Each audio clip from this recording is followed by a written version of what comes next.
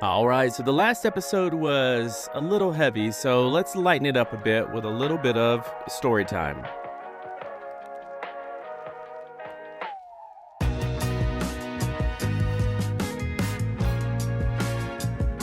Do you remember back when you were young, when you were looking for the one you wanted to spend the rest of your life with? Perhaps you went on some dates, maybe you met somebody here, met somebody there. It never really started or ended the way that you thought it was going to. Well, I'm going to take you guys back to 1999. Your guy was a freshman in college.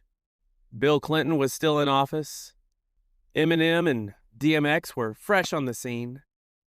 TRL was still kicking strong. The Backstreet Boys and NSYNC were just about to blow up. And I'm trying to not fail college algebra. Now, back in the day, we rolled pretty deep in my friend group.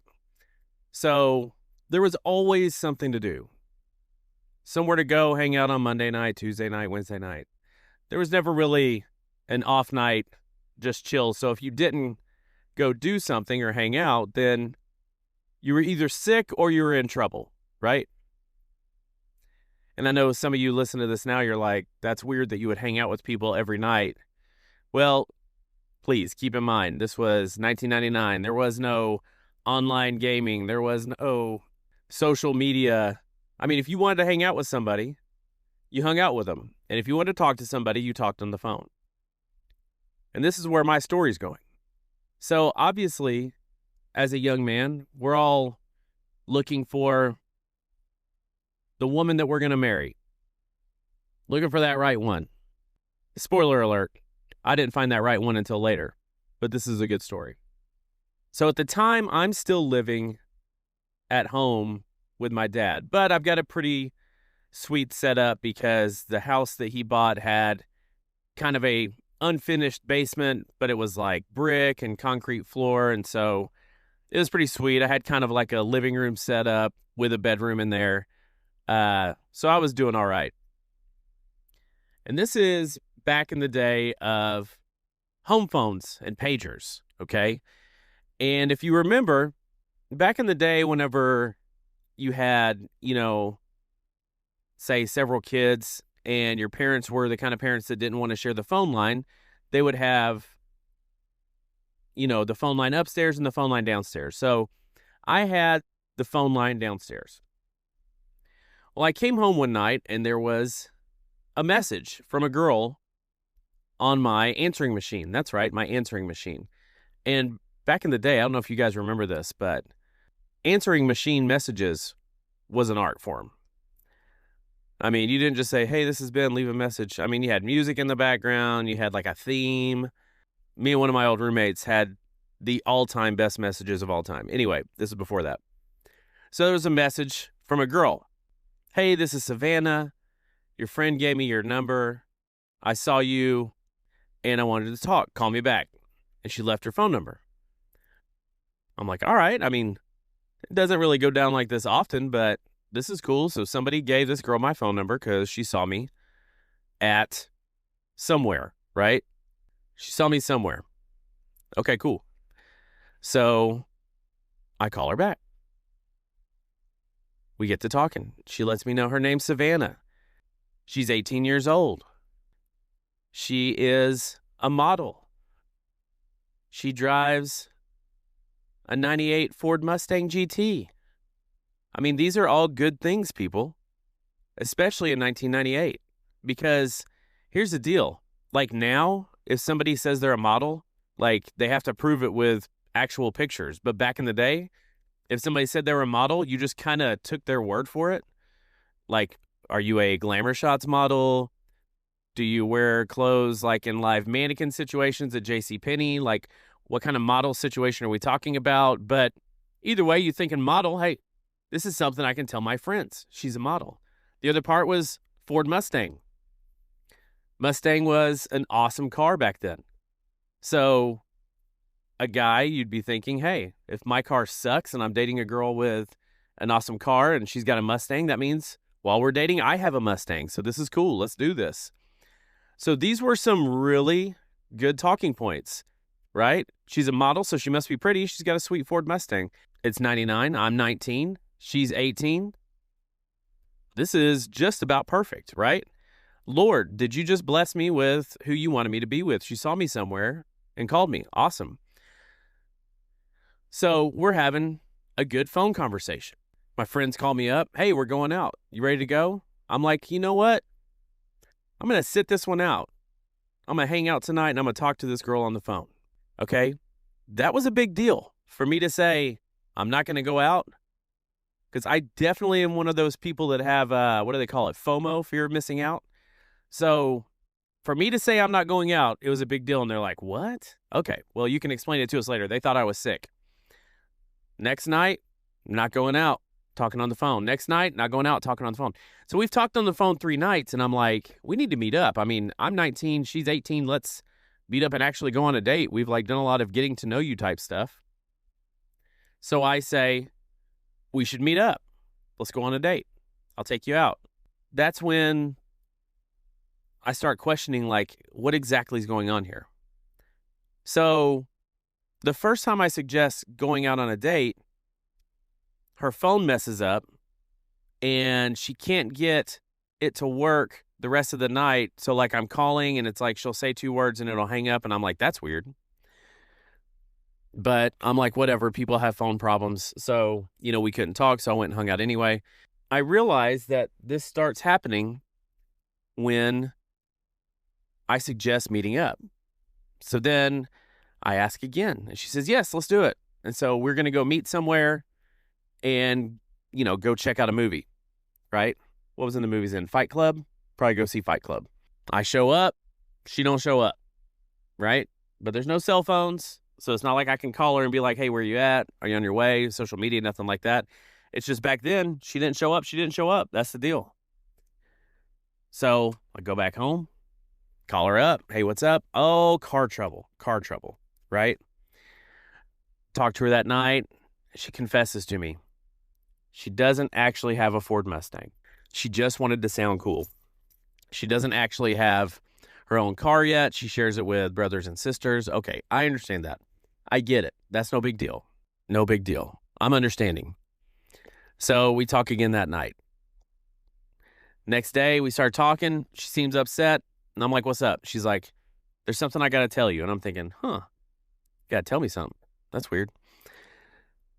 I'm not really 18. Oh, okay. You don't have a Mustang, which no big deal. That was, materialistic. It was just kind of like a perk. But now you're not 18. How old are you?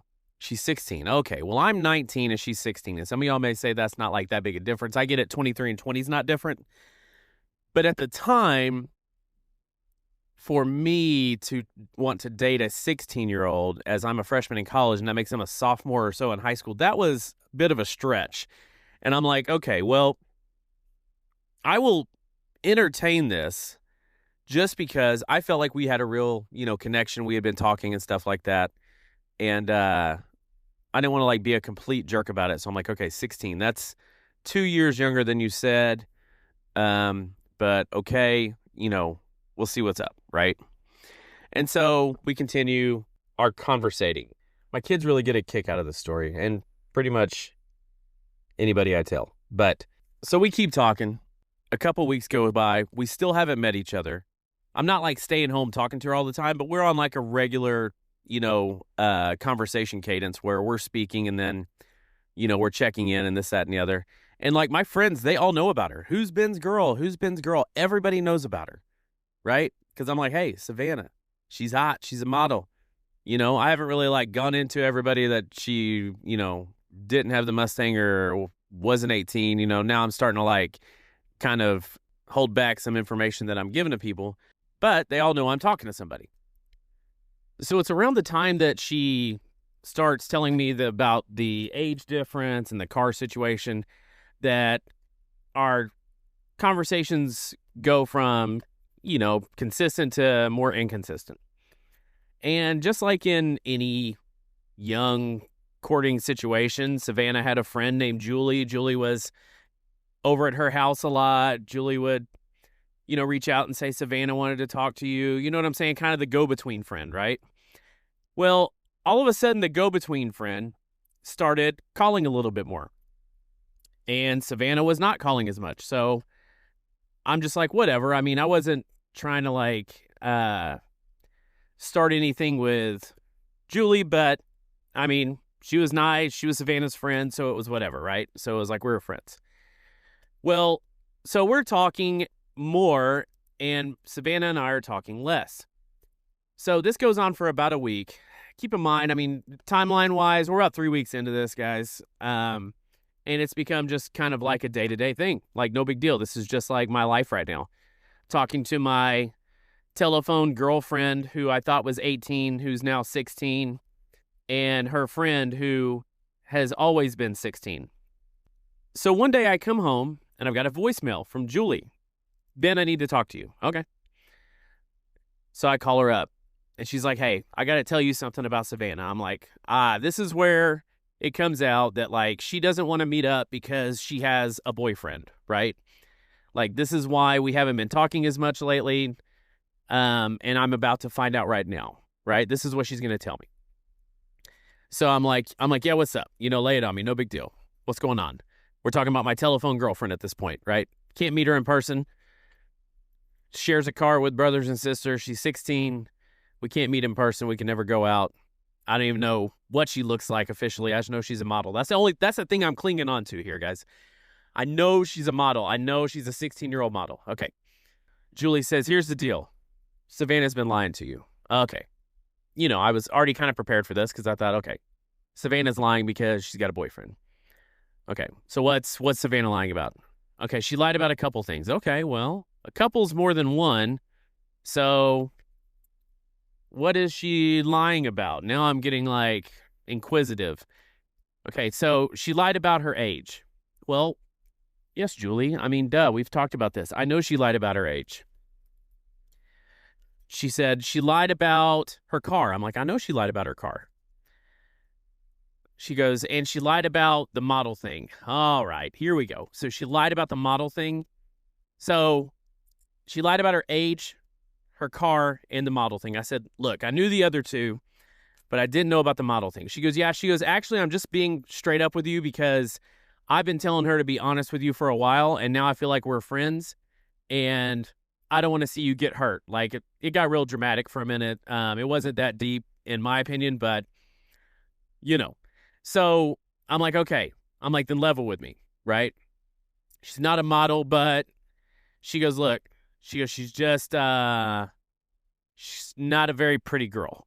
And I'm like, okay, are you saying that because, you're mad at her? And she goes, no. She goes, I'm just telling you, we're best friends. And she said, at our school, we wouldn't be considered, the pretty girls. And I said, okay, well, I'm not, completely shallow. So, whatever, shake that off and don't, talk about yourself like that. You know what I'm saying? I mean, being teenager is tough. Even whenever I was 19, I'm not trying to be a jerk about things like that. I mean, we could still be friends or whatnot, it's no big deal. All right. And I said, and I knew about the car thing. She goes, she doesn't have a car because she can't drive. And I'm like, she's 16 without a driver's license. I mean, that's more normal now. But back then when you were 16, you got a driver's license, period. That was your way to get out and socialize. And I said, how's she not got a driver's license if she's 16? She goes, because she's not 16. Oh, no.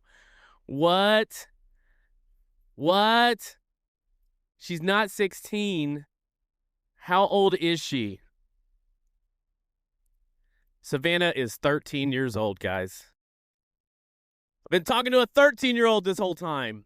And I'm like, she's 13? I'm like, what are you talking about? I said, she said she met somebody at a club or a restaurant that we were at, and they gave her my phone number. And I said, how old are you?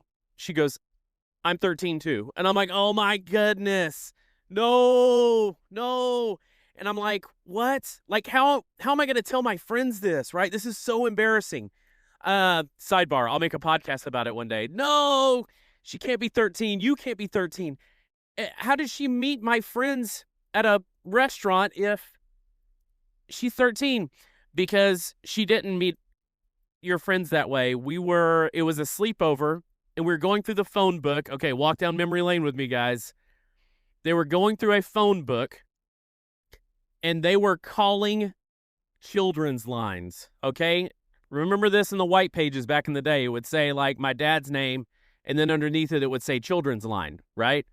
And so she said they went through and called like 100 children's lines, left voicemails, and they've both been talking to all the people that have called back for like the last 3 weeks. And she's just exhausted and stressed out because she can't do it anymore. And I'm like, what? It didn't have a name for it, everybody. But I had to have been one of the first catfished people of all time. They straight up, children's line, phone call, catfished me. I thought I was in love for a week and a half, and then I thought her friend was trying to swoop in. I thought my phone call model girlfriend that's 18 with a Ford Mustang was sent to me from above, but she was not. This was fake. This was all fake. I was catfished, and it's a trauma I live with every day. Just kidding. It's not a real trauma. It's more of a funny story now. And it just goes to show you. I mean, this has been going on since the dawn of time. I'm sure cavemen and cavewomen were catfishing each other somehow with like rocks and sticks. I have no idea. Smoke signals. But this was completely messed up. I had wasted 3 weeks of my life. 3 weeks of nights that I could have gone out and had a good time and done something fun. But instead, I'm at home talking to 13-year-olds about the Backstreet Boys. But like Garth Brooks said, thank God for unanswered prayers. Because eventually, I did meet the love of my life. And she did not lie about her age. Now, I couldn't remember my age, but that's another story for another time. Anyway, be careful, protect your children's lines, and don't fall for the same tricks that I did.